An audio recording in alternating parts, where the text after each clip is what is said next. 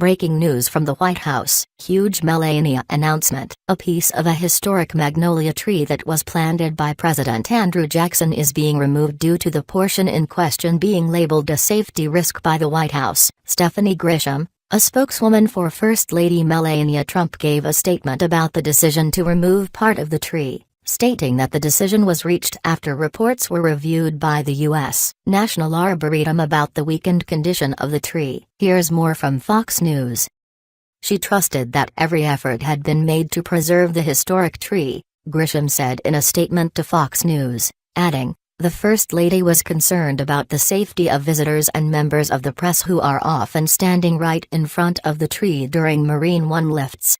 Jackson added the magnolia to the White House grounds in 1835. According to the White House Historical Association, it stands on the west side of the south portico, opposite a second magnolia that subsequently was planted for symmetry. The First Lady requested that the wood from the iconic tree be preserved and seedlings be readily available if there is an opportunity to plant a new magnolia in the same place.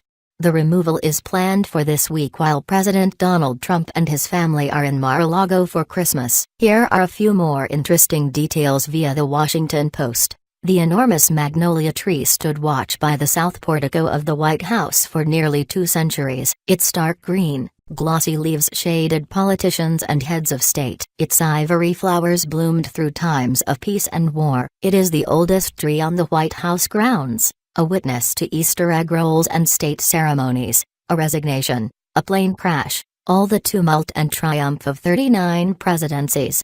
Long after Jackson left office, his magnolia remained. Other trees were planted to supplement it, and the tree became a fixture in White House events. Herbert Hoover reportedly took breakfast and held cabinet meetings at a table beneath its sprawling branches. Franklin Delano Roosevelt spoke with Winston Churchill in its shade. Richard Nixon strode past it as he left the White House for the last time after his resignation. In 1994, a Maryland man piloting a stolen plane clipped the tree before suffering a deadly crash against the White House wall. And for decades, the magnolia was featured on the back of the $20 bill. It's always a bit sad when you see such an amazingly well-preserved piece of history being removed or falling apart due to age, as that's one less link we have to our past, and in a day and age when liberals are doing all they can to erase the history of our great nation and its connection with the founders who risked it all to build this country and perform a new experiment in government, we need all the history we can get our hands on.